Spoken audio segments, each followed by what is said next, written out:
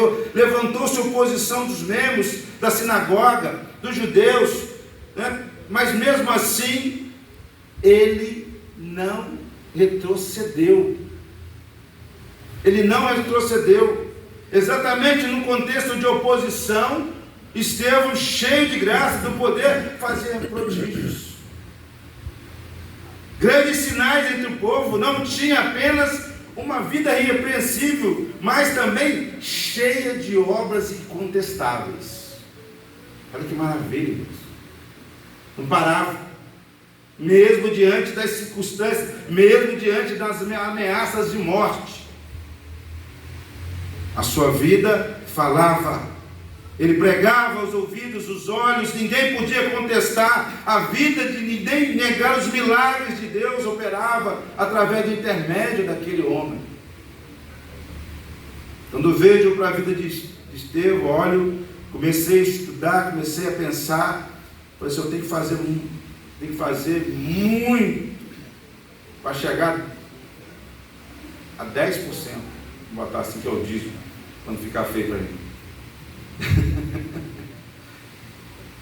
Porque certamente, quando joga um estalinho, ele já está com medo, mas ele não. A igreja, a sociedade, homens que desejam ser relevantes no nosso tempo, precisam pregar aos ouvidos, mas também precisam pregar aos olhos. As cidades precisam olhar os nossos discursos, mas também olhar as nossas obras. Mesmo a graça, o mesmo poder ainda estão disponíveis em nosso tempo. O Senhor está colocando a nossa mercê, estamos sendo usados por Ele. Momentos de olharmos para os prodígios que Ele fazia, as obras será que as nossas obras têm sido contestadas pelas pessoas ao nosso redor? Será que a nossa igreja fechar as portas ou sair do nosso lugar, as pessoas vão procurar, vão falar, a igreja fechou por quê? Será que vai acontecer alguma coisa? Será que isso vai sentirão falta da nossa pregação? Será que iremos fazer falta? O que precisamos, o que pregamos, precisa ser colocado em prática na nossa vida. Uma igreja relevante para o nosso tempo não pode estar apenas discursando, mas precisa fazer a prática. Fazer a prática. Por isso, uma igreja, uma sociedade masculina, homens relevantes, precisam também ter palavras irresistíveis. Mas pastor, como é que é isso? Palavras irresistíveis. O capítulo 6, homens começaram a discutir com Estevão, mas não podiam resistir. Não podiam resistir à sabedoria. Não podiam resistir ao Espírito com que ele falava.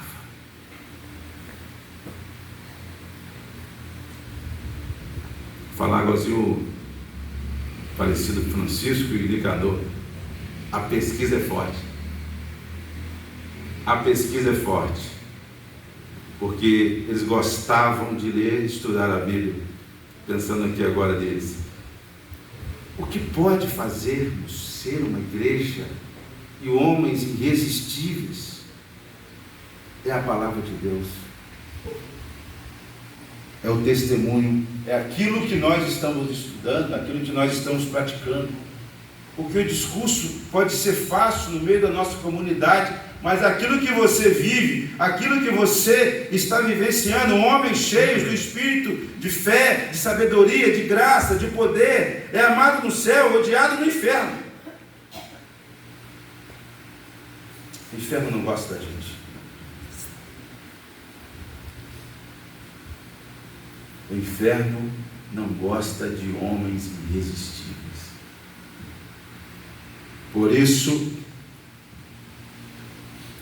fazer maravilhas entre os homens, ganhar a posição dos inimigos da cruz, foi exatamente o que aconteceu com Estevão.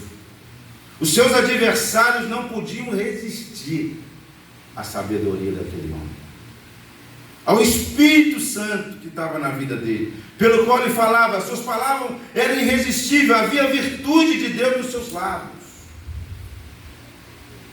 Por isso tramaram contra ele, subornaram contra ele, covardemente, o acusaram de blasfêmia, e por causa das suas palavras irresistíveis,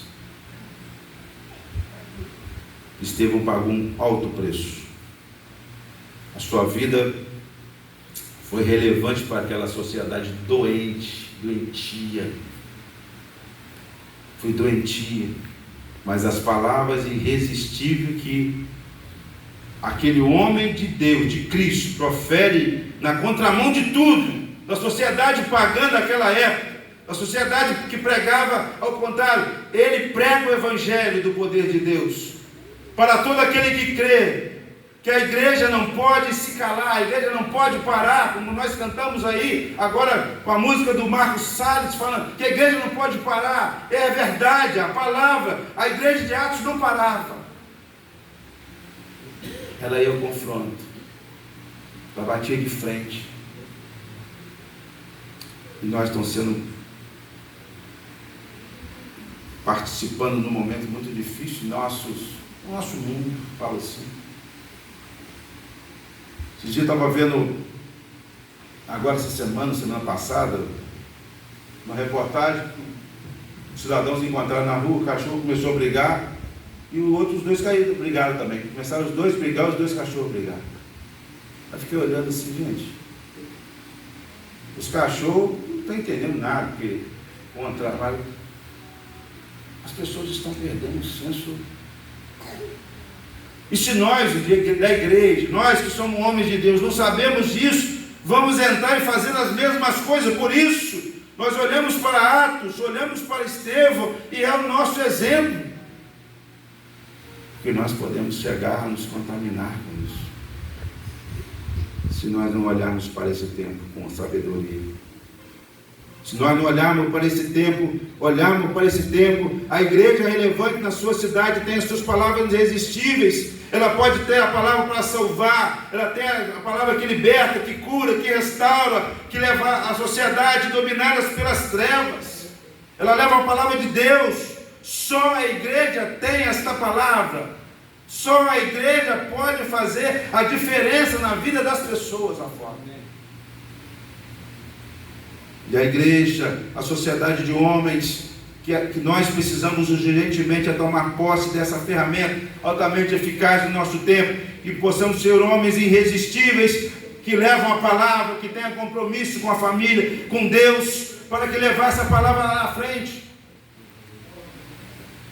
De olhar para esse tempo onde está tudo se acabando, tudo se pervertendo, e olhar para a palavra de Mateus 16, 18, e falar: e esta pedra edificarei a minha igreja, e as portas do inferno não prevalecerão contra ela.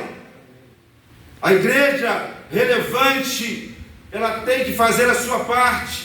Homens relevantes têm que fazer com que as portas do inferno não prevaleçam, e somente investindo nas crianças. É isso aí. É investimento, né, em embaixadores. Tem igreja que acha que é gasto comprar um monte de coisa para fazer. Não, não é gasto. É investimento. É investimento. Quem dera se o problema fosse comprar. É investimento. Estamos ali na igreja participante da Pônia, não tenho. Estou tentando achar um embaixador. Aqueles que estão chegando, começando. É o desafio